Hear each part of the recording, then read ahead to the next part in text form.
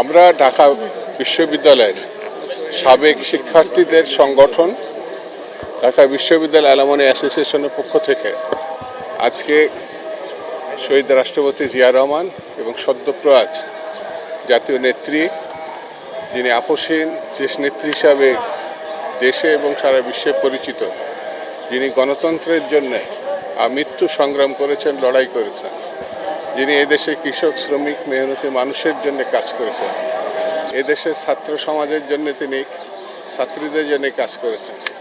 তিনি এমন একজন ব্যক্তিত্ব, নারী শিক্ষা সহ শিক্ষা ক্ষেত্রে তার অবদান এটা ইতিহাসে স্বর্ণাক্ষরে লেখা থাকবে।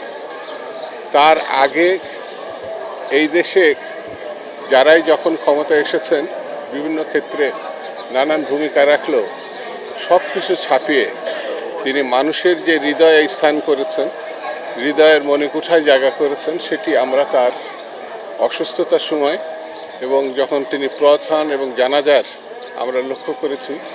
বাংলাদেশের শহীদ জিয়ার পরে এত বড় জানাজা আমরা লক্ষ্য করি।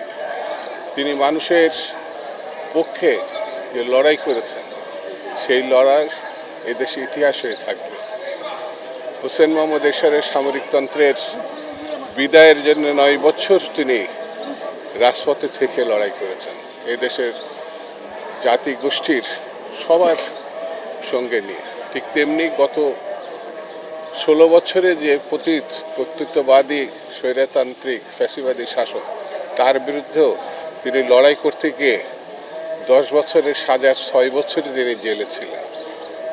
এমন একজন নেত্রীর আমরা আজকে অ্যালুমনি অ্যাসোসিয়েশনের পক্ষ থেকে এখানে এসেছি। সবাই আল্লাহর কাছে দোয়া চেয়েছি, আল্লাহ যেন তাকে বেশ নসিব করেন।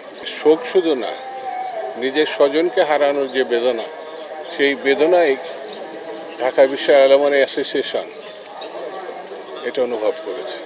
অ্যালুমনি অ্যাসোসিয়েশন সবসময় তার সঙ্গে সম্পর্ক রেখে কাজ করত। যেমন ঢাকা বিশ্ববিদ্যালয়ের সকল ছাত্র সংগঠন, শুধু ছাত্রদল, সকল ছাত্র সংগঠন, গণতান্ত্রিক সংগঠন তার প্রতি অনুরক্ত ছিল। তার নির্দেশনার প্রেক্ষিতেই 24-এর গণঅভ্যুত্থানে একটি অভূতপূর্ব আমরা ইতিহাস দেখেছি। সেই জায়গায় তার ভূমিকা ছিল এবং সম্পর্ক ছিল।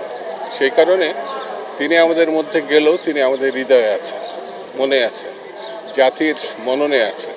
সেহেতু তাকে আমরা হারাইছি, শারীরিকভাবে হারাইছি, কিন্তু আদর্শিক দিক থেকে তিনি এখন আমাদের অনুপ্রেরণা দিচ্ছেন।